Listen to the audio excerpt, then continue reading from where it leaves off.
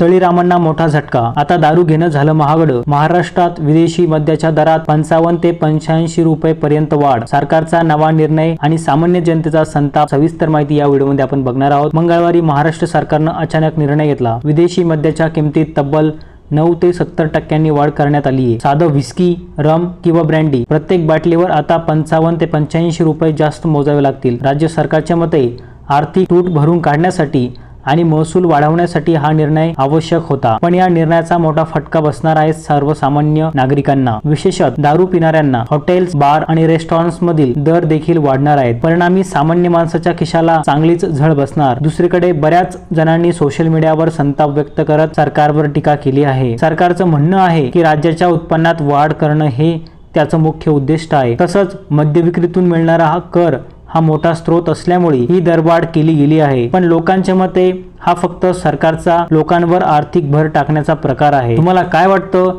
ही दरवाढ योग्य आहे का?